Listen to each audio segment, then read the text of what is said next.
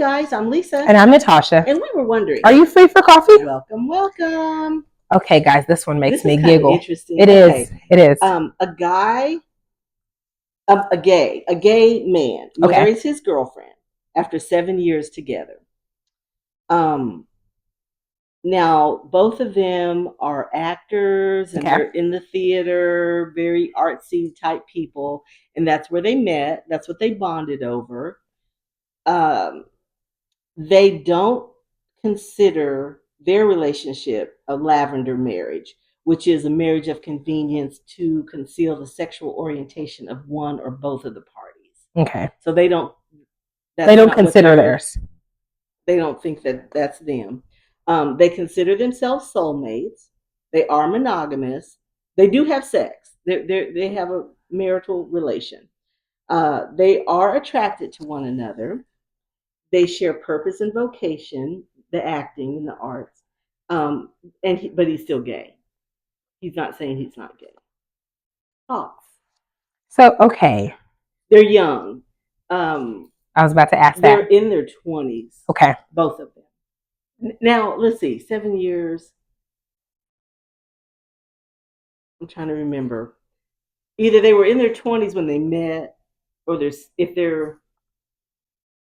if they're in their 30s, it's early 30s, but I believe they're still in their 20s, like late 20s. So they're young. They're young. Okay, so these are my thoughts.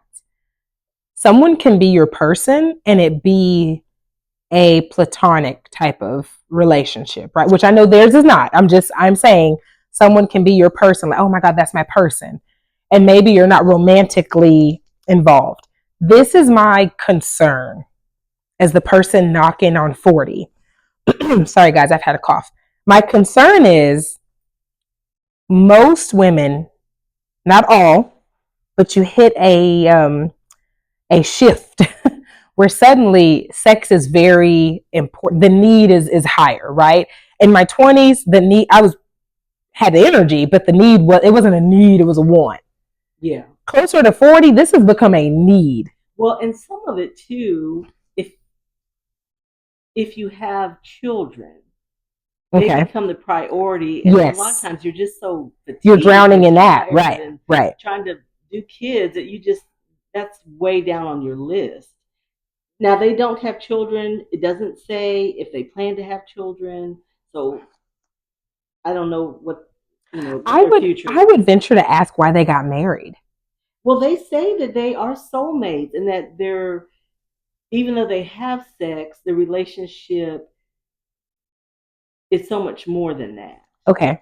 And that was my thought too, because with men, young men, their sex drive is very high. Right. So and it begins to taper as they get older. Like almost anything. Yeah. Yeah. You blow on it. He's almost anything, but he's more revved up. So as that dwindles, and most likely it will. Right. And is everybody okay? They're grown ups. Yeah. Hopefully they've discussed all that. Yeah. It kind of makes me think of Someone Somewhere. Yes. Somebody Somewhere, which you guys can see on Max. On Max. It's kind of a snarky Ted Lasso. It is. It is. I didn't think of that. Feel good, but it's not the syrupy sweet feel good. It's not. It is. It's a little more gritty. It is. But it still is a feel good. But it is about family and your person. And chosen family. Your chosen family. Yeah. Family, your family of origin, chosen family, and friends who are soulmates. They're not sexual mates, but they are each other's person. Yeah. And the guy is gay. Yes. But we love. I love Joel. They just love each other dearly. Yeah. They get each other. Yeah. They're kind. But I'm going to say this, where Joel and Sam make sense to me is that Sam was working on her own romantic relationship, and then Joel was working on his relationship with Brad. Well, Joel dated more and had more relationships. Yes, Sam. Yeah, like but she's working on it now. She is now. Yeah, but but that's my point. She wasn't even.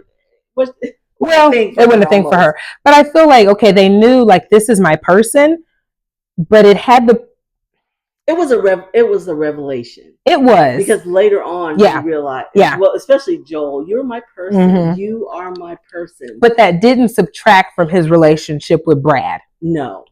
My And your concern, person doesn't have to be a romantic. you're romantic. Person. So this is we've talked about this on the podcast before. How like I may be the friend that you call to go antiquing with, but you are not the friend I call to go camping with.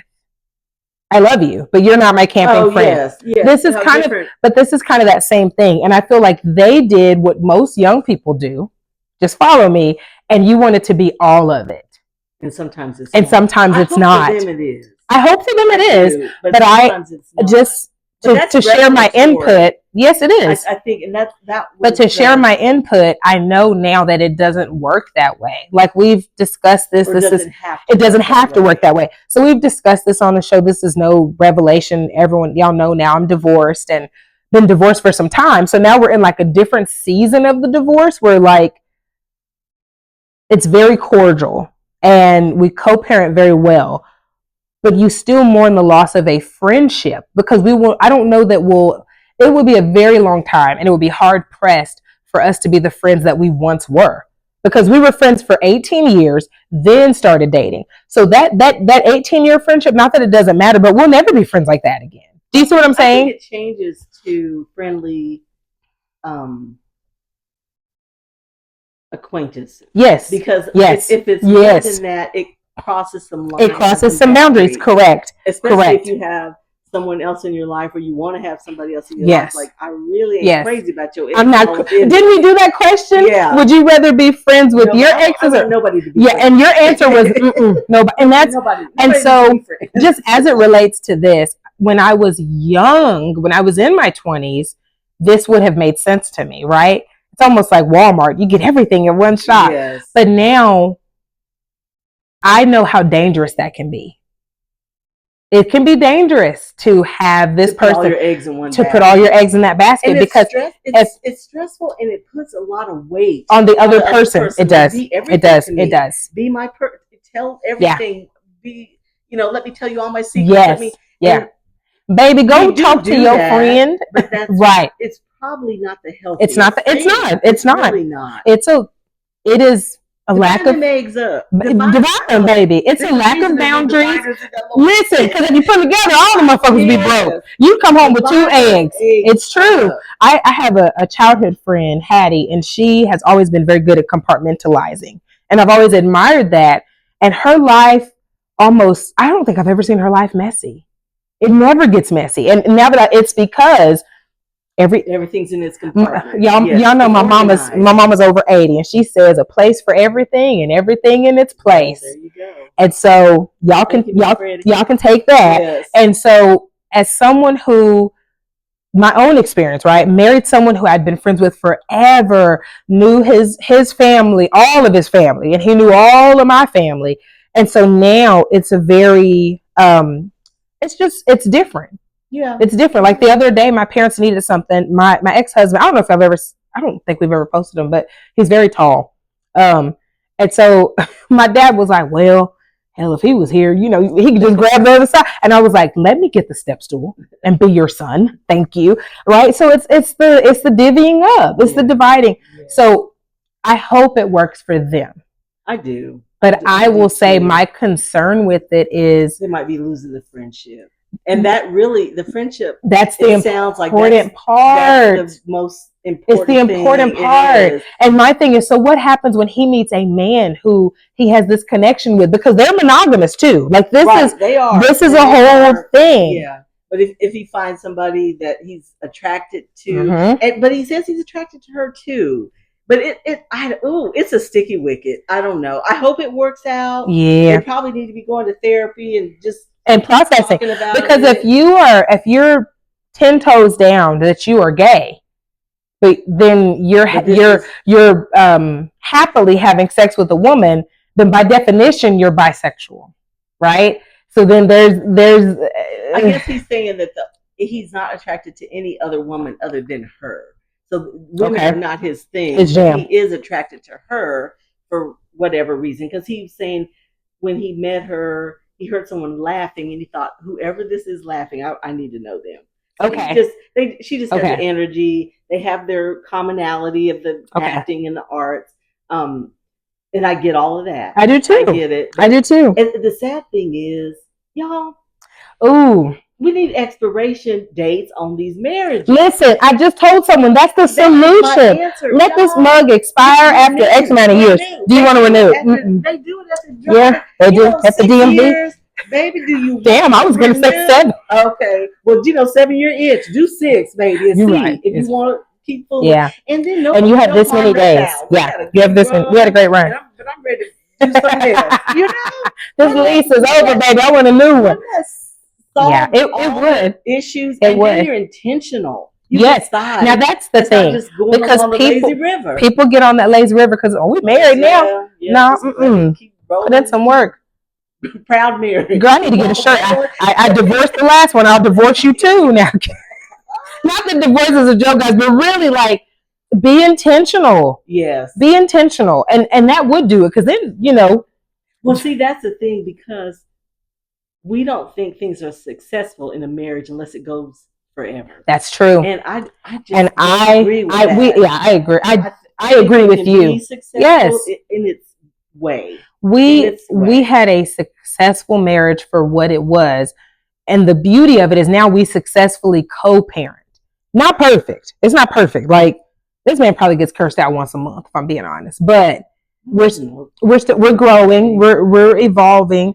We don't hate each other. Yeah, we have 3 healthy, beautiful kids. All the things. And that's successful. Yes. Now that it didn't continue, I mean, think of how many things that you've done you've been on jobs. That's right. That you did a good job at, but yeah, you're but it no ends. longer there. And, yes. And you're glad you're no longer there because yes. you went to something else. Yes. It's kind of like that. Yes. And almost for them, I kind of, wouldn't it be nice if they can do it and then maybe they revisit it and he's decided maybe he doesn't want to do that. Maybe she doesn't want to do that. Yeah. And I'll say this. I hope that they can be in that place. I hope that the friendship is strong enough that to endure and then if you hit a point of you need to revisit. I need to revisit. Yeah. I need you to be able to do that. I hope they had that discussion before the marriage. I do too. So that it's not coming out of left field and people are feeling some kind of way. You know what this makes me think about? Nobody wants this. Remember her parents. Oh, yes, because the dad came out as gay. Yes, and someone in the show, someone in the show, she kind of alluded that, like, she knew. Like, not like this, perhaps, but like kind of like, I had a little nudge, and the mama was just hanging on, which really both those shows, which that's kind of a different episode, but Nobody Loves This. You know, they've had this marriage, they've had children, they've everything, and now they have grown children. And Loves This? Nobody Wants This. Okay. I'm sorry. Nobody Wants This. Okay. And then shout out to Noah, and then Somebody Somewhere. Yes. Because remember Brad had been married and to a woman, and they kind of go into that storyline. And so this is it's generational, because in my generation, it was hard. It was harder. It was much harder. Harder to come out. But I will say this though. My concern is that it always hits a boiling point. Well, yeah, it always hits a boiling point. Always come out. Well, and what's done in the dark will come to the light. Like always, and I think some of it is right now your itch is low on the needs, right? It's low. Yeah. Just like Brad's was low. Just like the dad on Nobody Wants This. That's just like his was low. And just like mine was lower when I was 20.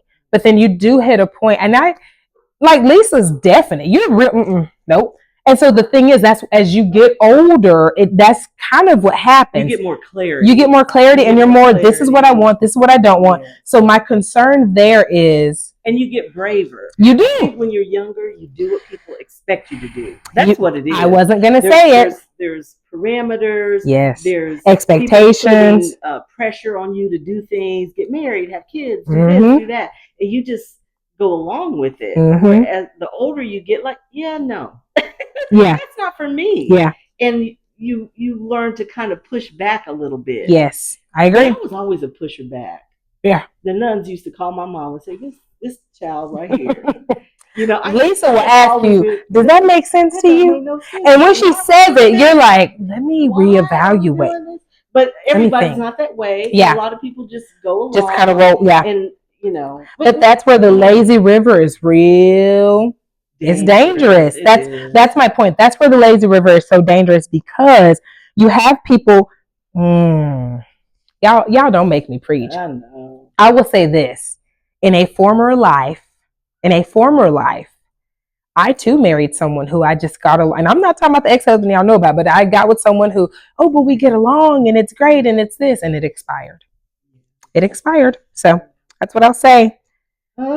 We wish them well. I do. I'm hopeful for them. Yes. I am. My quote is very on the nose. Mine too. Oh, that's it? Okay. Yeah. Mine is, the partner I seek is also seeking me. There you go. Okay, mine is, I start each day with peace, clarity, and focus. Emphasis on clarity. Y'all just don't know. You can't be over 50 or 60 and not be like, make it plain. Like, what is it that you're saying? What is it that you're asking me for? The instructions. Y'all, I've been putting together Christmas stuff for my grandparents, and I am not, that's not my thing. I'm not mechanically inclined. No, she's not the builder. I can't build stuff, but I did it. When I tell you, I'm looking at these directions like, baby, I need a one, make Step it two. plain. Step three. It just is a whole situation. Yeah. You did good though. I did good. You did good. I did good, y'all. I'm basically your unofficial boyfriend. I showed up and was like, yes. This is done. Stuff worked. I was very proud. It took a minute. I had to. No, that was a big feat. That was a big feat. Ooh, and all these parents that are going to wait till the night before Christmas, I'm praying for them, because it's going to be bad. You know, when you have littles, kind of. When do you do it? You don't have. Yeah, and you don't. Then when you have nosy little, like, well, my grandchildren aren't here every day, so I can kind of. But when you got littles at home, right? There's nowhere to put stuff. My oldest found some of her Christmas gifts at her Nana's house, so not with me.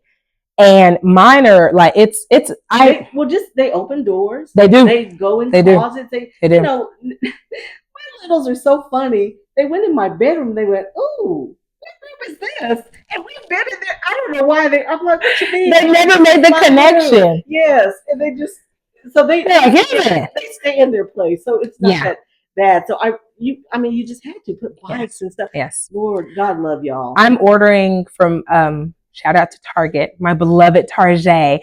I'm ordering on Friday. I'm ordering from Target. I'm just getting all the wrapping stuff. Baby, I'll bring that to my car. I'm not going in there and fooling with y'all. So I'm going to do that. And then Saturday, while the kids are with their dad, I'm going to just wrap. I'm wrapping everything. I'm done. Yeah. For everything that's here in my house, it's done. Yeah. But I hate wrapping. Wrapping. Yeah. So that's what I love wrapping. You know what I do? This might be a little tip for y'all. Every person gets a different wrap. Yes. So that way, I learned that from you, and it makes sense. So, but and it's relatable. Like if they like whatever they're into. Yeah, like Paw Patrol or books or one kid now that's into sharks. I found some shark paper. Yeah. Believe it or not, Christmas. Yes. Yeah. But and that helps. It's like you kind of have piles. You know what you got, where everything. So that's it. Just FYI. No, you told me that, and I was like, this makes. And I have, especially with littles. You can just well, especially with littles, because if they can't read, right, like if you have, like, my youngest is 2, so but she knows, oh, baby shark. Oh yeah, and so it's like, baby shark. So she's excited, and then, like, of course, my son, he's a Paw Patrol builder type of guy. So they had a rubble paper where it's a construction crew. I was like, this hits everything. Yeah. So anyway, it is a good idea. It is, y'all. Okay, loves, thank you for pulling up a chair and joining us for coffee. Please subscribe to Are You Free for Coffee podcast wherever you are listening. We hope that you enjoyed today's episode and find joy in the little things. Until next time.